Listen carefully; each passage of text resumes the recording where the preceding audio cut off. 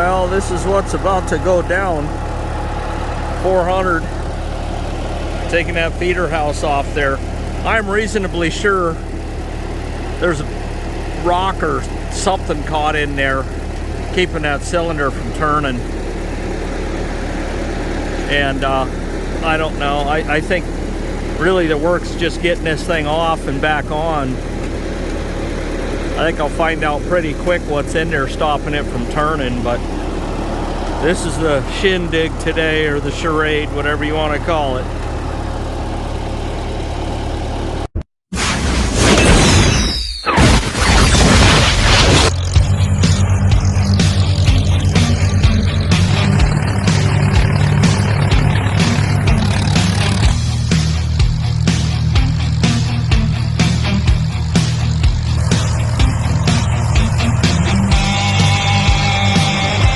Well, I've been needing a pair of work boots for quite some time. I've been wearing my military combat boots, believe it or not, the ones I got in 2008.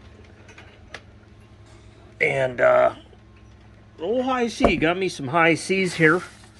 Work boots, lifetime warranty. And I'll just show you the tread, real grippy tread on there. Nice foam cushion there.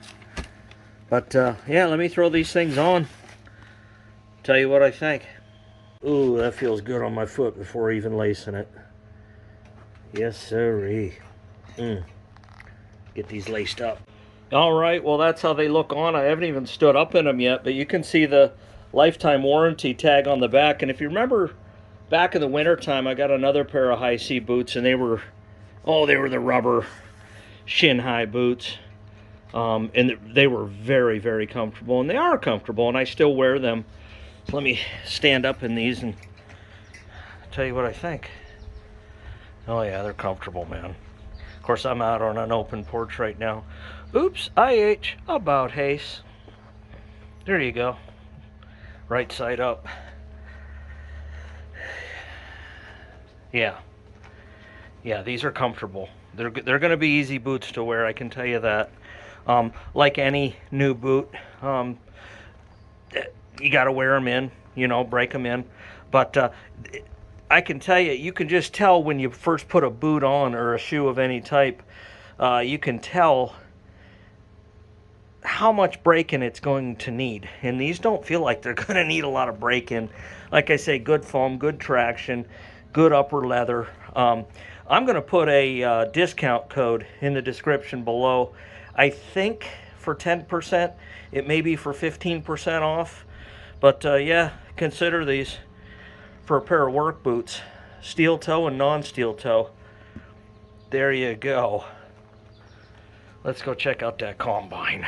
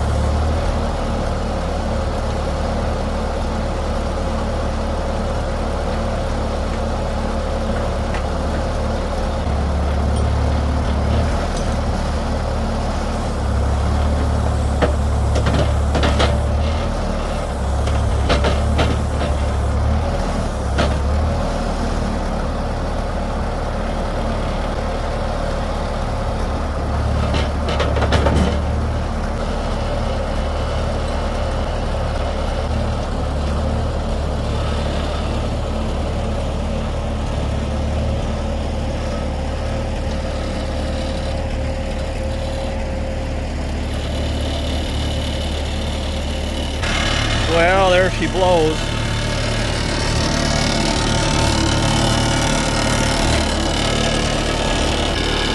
You know, most guys, they have a skid steer. Just put the forks in there, lift her right up and be done with it. But nothing wrong with going back to 1955, getting her done. So let's find out what we got inside this combine, stopping that cylinder from turning. All right, well, got to the bottom of it, and it wasn't a rock, and I kind of didn't think it was. Yeah, see, it's flowing now. And what it was a stick about the size of my thumb and about that long caught in there. I had to concave pretty tight.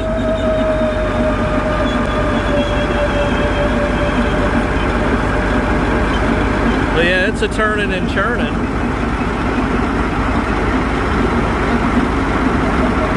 Well, that weird noise you were hearing is this belt here wasn't quite connected, so. In fact, that pulley wasn't even on there. All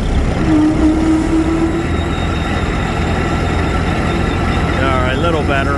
All these pulleys need replaced. There's two 8-inch, a 6-inch, a 4-inch. They're all, you can pull, they got wiggle.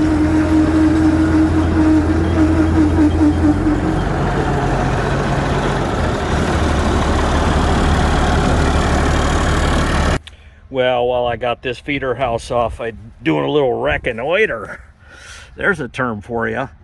And old PTO shaft, a little grindy. So this bearing needs changed, and there's no sense putting it back on until it gets changed. But yeah, you know, it ain't moving. But yeah, I like them when I spin them like that to just turn super freely and not fight themselves. So that'll get changed too. Oh, nothing comes off easy, nothing comes off perfect. And when I was pulling back, this was catching, and really what needed to happen, this needed duct taped over here to the tire.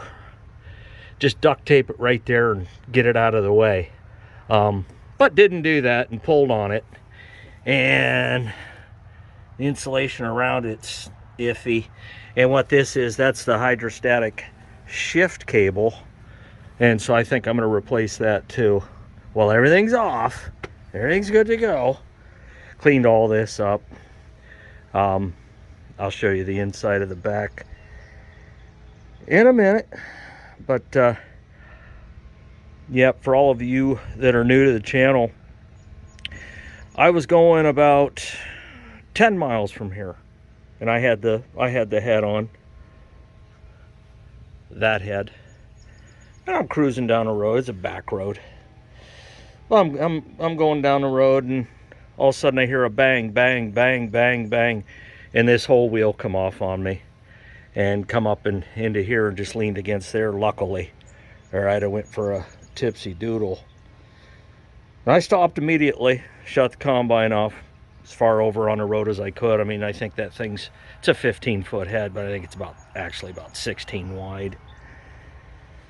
And called around, tried to get somebody to, I mean, I figure if you can haul a tractor trailer, you can haul a combine. Well, the first guy called, he didn't want to do it. Second guy called, he didn't want to do it. And then the third guy was a charm.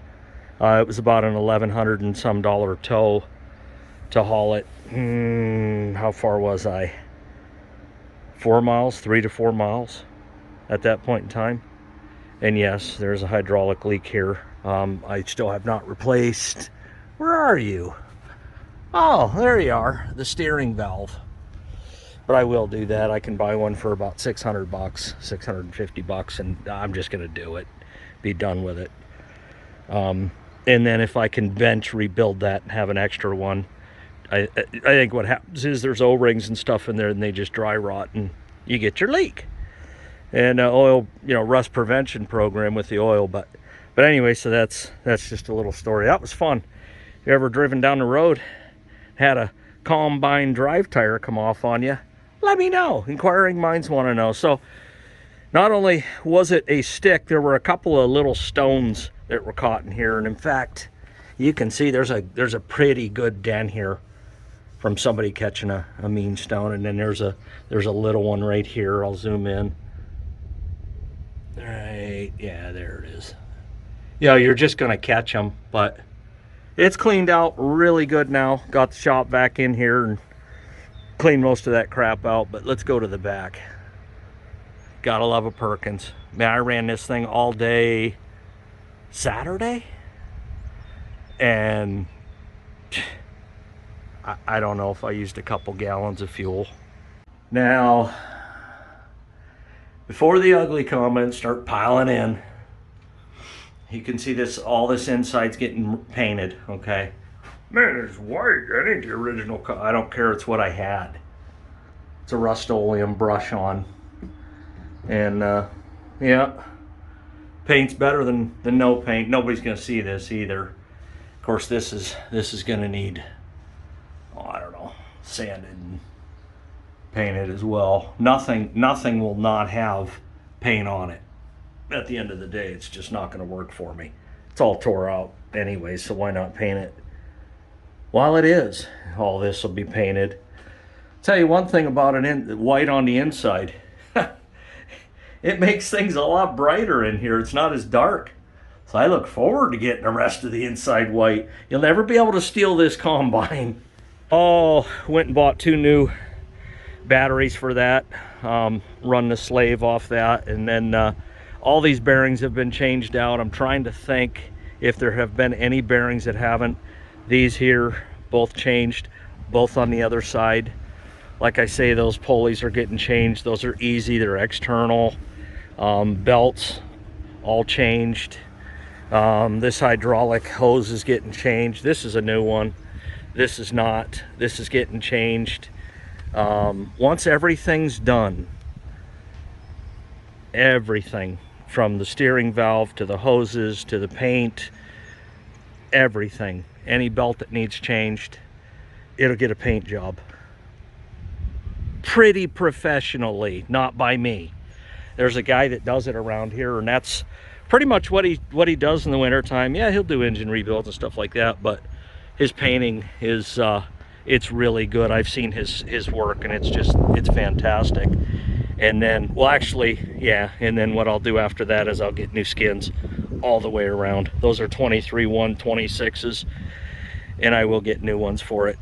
And at that point in time, it'll be about, without the cab kit, it'll be about 85% restored. The engine's rebuilt, out of frame rebuild on it. It'll have new paint, new bearings, new belts. This thing will be a running mamma jamma. And now a 550 ain't no big combine. From what I hear from the Massey guys, the 510 was actually a better combine. You know, sometimes they can work backwards and reverse engineer. I get that. It's like the military. We had a saying, it was fix it until it's broke, you know, and a lot of times they do that. Now over on the head, all the hydraulic hoses, that is hydraulically driven, the reel and stuff like that. Of course, it has the PTO hookup for sickle section and so on and so forth. But the reality is everything on that will get done. Okay, so that'll be done. This will be done. And then this is going to be my soybean combine. And then I'm going to buy another one strictly for corn. I've been pricing international 2188s, and what I'm really looking for is something with far less than 4,000 engine hours and far less than 3,000 separator hours. And I'm talking like, you know, low 3s engine, low 2s separator hours. You know, I don't want to get into a cash cow like I did with this one. You know, as far as a complete rebuild, it's been a learning experience, don't get me wrong, but there is some pain involved. Pain in the hands, pain in the on the clock, pain in the wallet, you name it. But I'm so far into this thing, there's no turning back. I mean, I had a guy rebuild that, do an out of frame engine rebuild on that, and it was $7,000. So that alone justifies doing the rest of the combine, unless I'm going to pull that engine and sell it. And it's probably got, we figure, about 100 hours on it. The tack, we just reset the tack. We just said, you know what, new engine, we'll write down the old hours from when the engine was pulled and rebuilt, and we'll start it. The tack got 50 hours on it. We did a mineral grade break-in, and then we switched completely over to synthetic. Now, a lot of guys say, don't go synthetic, don't go synthetic. I'm all about synthetic. And then I also add synthetic Lucas engine oil additive. And, you know, I think if you do it right and you use synthetic correctly, you're fine. Especially in cold starts. You know, you got oil in there now, so. Yep. There you go. 1985, 85, Massey 550. This is what I'll be picking beans with. Again, thanks for watching. I'll see you at the next video.